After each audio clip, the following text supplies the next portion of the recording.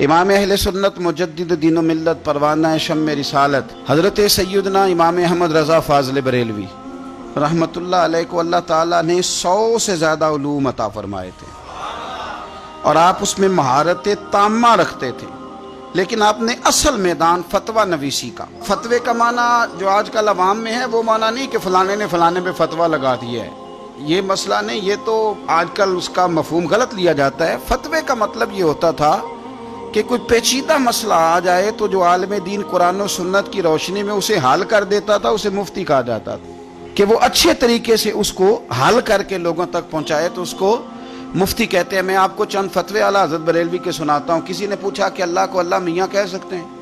कह देते हैं ना बहुत सारे लोग, अल्लाह मियाँ फरमाता है, अल्लाह मियाँ कहता है। तो आला हज़रत फरमाते हैं नहीं, तुम मियाँ क्यों कहना है, तुम कहो अल्लाह ताला फरमाता है, अल्लाह जल्ला जलालहू फरमाता है, अल्लाह जल्ला शानुहु फरमाता है, अल्लाह अज़्ज़ा व जल्ला फरमाता है, अल्लाह ताला फरमाता है, अल्लाह तबारक व ताला फरमाता है। अल्लाह को मियाँ नहीं कहना, दलील क्या है?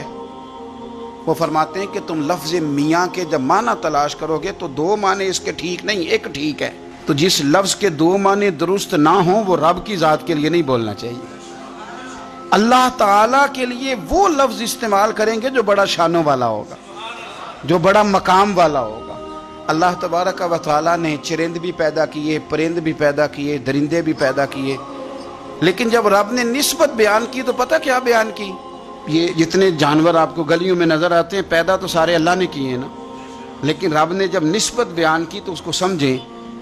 फरमाया फला व रब्बी का, ए महबूब मुझे तेरे रब की कसम हो, ए महबूब मुझे तेरे रब की कसम हो, अपनी नहीं कहा, महबूब मुझे तेरे रब की कसम हो।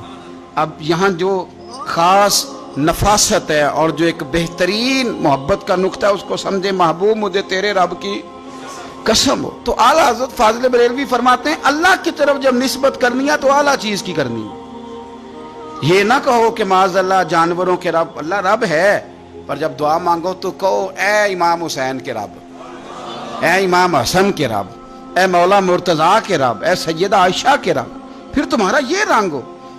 हम ना बचपन में जब स्कूल में नज़म पढ़ते थे तो हमद पता क्या होती थी? रब का शुक्र अदा कर भाई जिसने हमारी गाय बनाई। भाई अल्लाह ने गाय बनाई और कुछ नहीं बनाया। अब ये नज़म है। आला हज़रत ने भी हमद लिखी, लेकिन फरमाते हैं जब रब करीम के लिए निस्बत करनी है तो आला चीज़ की करनी है, फिर कमज़ोर नहीं। आला हज़रत ने हमद लिखी। अब यहाँ हमद क्या है? रब का शुक्र अदा कर भाई जिसने हमारी गाय बनाई। तो आला हज़रत जब अल्लाह की हमद लिखने लगे तो उन्होंने गुंबद खजरा की तरफ मुँह किया।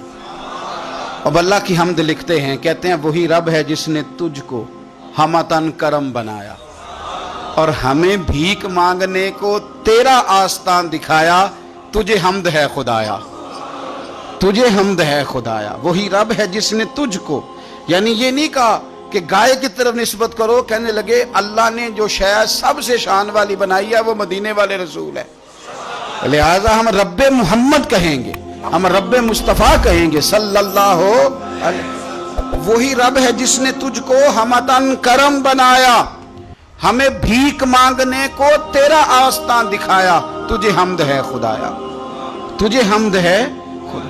तो आला हज़रत को जब पूछा जाता है अल्लाह की ज़ात के बारे में तो फिर वो कहते हैं कि वो जितना शान वाला है तुम कोशिश करो लफ्ज़ भी उतना शान वाला तलाश करो।